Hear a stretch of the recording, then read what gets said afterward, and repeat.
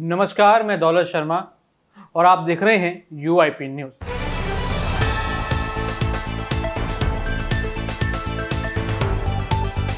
राजनीतिक गलियारों में एक मुद्दा लगातार अब तेजी पकड़ रहा है।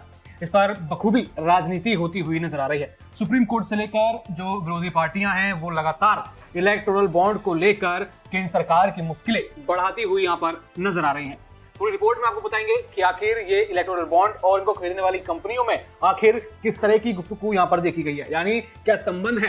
एक जो बात बताई जा रही है, जो एक कयास लगाए जा रहे हैं कि जिन जिन कंपनियों के ऊपर ईडी या अन्य केंद्र जांच एजेंसियों ने रेड मारी, उन्होंने भर भर के जो है पॉलिटिकल पार्टियों को चंदा दिया। चुनावों के करीब ये सबसे ज्यादा चंदा दिया गया और यहाँ पर बीजेपी ही नहीं बल्कि सभी पार्टी को शक के घेरे में लेकर देखा जा रहा है कि कंपनियों को यहाँ पर धंधा देने के लिए, यानी उनको काम देने के लिए या फिर जो सेंट्रल एजेंसी है उनसे बचाने के लिए ये चुनावी बॉन्ड का खेल खेला गया है। ये कहीं ना कहीं अभी साबित नहीं होता, लेकिन जो रिपोर्ट सामने आई है, जो लगातार जो राजनीति विशेषज्ञ हैं, जो कहा जाए पत्रकारिता के जो विशेषज्ञ हैं, जो वो लगातार ये बता रहे हैं कि कहीं ना कहीं ये सब चीजें आपस में जुड़ती हैं और यहाँ पर ये बताती हैं कि आखिर राजनीति किस तरीके से अब फिरौती में बदलती हुई नजर आती है। शुरुआत से शुरू करेंगे। सबसे पहले आपको बताएंगे कि सुप्रीम कोर्ट के आदेश के बाद स्टेट बैंक ऑफ इंडिया ने चुनाव आयोग को इलेक्टोरल बॉन्ड से जुड़ी जानकारी दे दी। निर्वाचन आयोग की तरफ जानकारी सार्वजनिक किए जाने के बाद से राजनीतिक दलों को बॉन्ड के जरिए चंदा देने वाली कंपनियों की लिस्ट सामने आई है। इस लिस्ट में कई ऐसी कंपनियां शामिल हैं जिन्होंने अपनी कमाई से अधिक इलेक्टोरल बॉन्ड खरीदे हैं।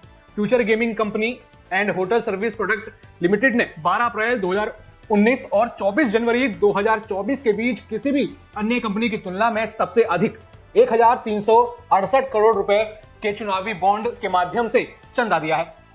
इससे भी अधिक उल्लेखनीय बात यह है कि कंपनी का पिछले 3 साल का लगभग 215 करोड़ जो लाभ है मात्र वही हुआ है। वही कंपनी ने अपने लाभ के 6 गुना अधिक चंदा दे दिया।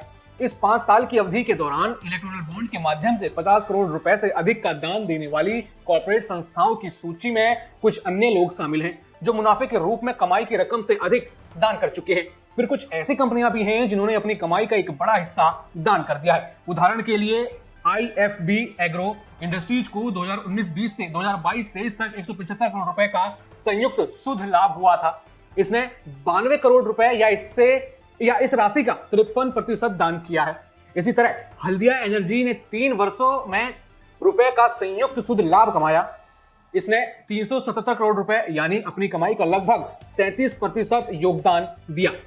सभी बड़े दानदाताओं ने स्वयं की कंपनी की क्षमता से आगे नहीं बढ़ाया। बड़ी सूचीबद्ध कंपनियों में जैसे खनन और धातु की दिग्गज कंपनी वेदांत या जिंदल स्टील एंड पावर और फार्मा प्रमुख डॉक्टर रेड्डीज और टोरेंट फार्मास्यूटिकल्स जिन्होंने 50 करोड़ रुपए या उससे अधिक का योगदान दिया है। यह 4 वर्षों में उनके शुद्ध लाभ का मात्र 1% से भी कम है। कुछ कंपनियां ऐसी भी हैं जिन्होंने अपने प्रॉफिट का 2 से 4% हिस्सा इलेक्टोरल बॉन्ड के जरिए चंदा दिया है। भारत की सबसे सफल दूरसंचार कंपनी में से एक भारतीय एयरटेल मुख्य रूप से असाधारण खर्च के कारण सभी 4 वर्गों में घाटे में रही है। इसलिए इसके 198 करोड़ रुपए के योगदान की गणना मुनाफे के प्रतिशत के रूप में नहीं की जा सकती। इसके अलावा राजनीतिक दलों को इलेक्टोरल बॉन्ड के जरिए चंदा देने वालों में कई बड़े दानकर्ता बुनियादी ढांचे, खनन और फार्मास्यूटिकल्स जैसे क्षेत्रों में थे। चुनावी बॉन्ड खरीदने वाले सिर्फ 5 दानदाताओं में से 3 ऐसे हैं जिन्हें ईडी, सीबीआई या आयकर विभाग की कार्रवाई का सामना करना पड़ा है। यानी 14 कंपनियां ऐसी हैं जिन्होंने कानून प्रवर्तन एजेंसी के छापों के बाद 4000 करोड़ रुपए के बॉन्ड खरीदे हैं। कुछ कंपनियों ने काम मिलने से पहले चुनावी बॉन्ड खरीदे। शीर्ष दानदाता फ्यूचर गेमिंग के खिलाफ 2016 से ही ईडी की कार्रवाई जारी है और 2019 से 24 के बीच अलग अलग मौके पर फ्यूचर गेमिंग ने 1386 करोड़ रुपए के चुनावी बॉन्ड खरीदे। इसी तरह 1000 करोड़ के चुनावी बॉन्ड खरीदार दूसरी बड़ी दानदाता mega engineering and infrastructure limited के खिलाफ अक्टूबर 2019 में आयकर विभाग ने रेड डाली, जिसके बाद ईडी ने भी कार्रवाई शुरू कर दी। बाद में MEIL ने अप्रैल में 2020 में 50 करोड़ रुपए के चुनावी बॉन्ड खरीदे। 2024 तक यह सिलसिला चलता रहा। यहाँ पर MEIL को मई 2023 में वाराणसी के ठाणे में बोरीवली ट्विन टनल प्रोजेक्ट मिला। इससे कुछ दिन पहले अप्रैल 2023 में इसने 140 करोड़ रुपए के बॉन्ड खरीदे। पांचवी सबसे बड़ी दानदाता वेदांता के खिलाफ जून 2018 में ईडी ने दावा किया था कि इसके खिलाफ नियमों का उल्लंघन कर चीनी नागरिकों को वीजा दिलाने के मामले में पुख्ता सबूत है। आयकर विभाग की कार्रवाई के बाद भाजपा में शामिल हुए थे टीडीपी सांसद सीएम रमेश 123 करोड़ रुपए के चुनावी बॉन्ड खरीद 15वीं बड़ी दानदाता company Jindal steel and power के खिलाफ 2019 में कोयला खदान घोटाले व बाद में 2022 में विदेशी मुद्रा नियमों के उल्लंघन को लेकर कार्रवाई की गई। कंपनी ने इसी दौरान चुनावी बॉन्ड की भी खरीदारी की थी।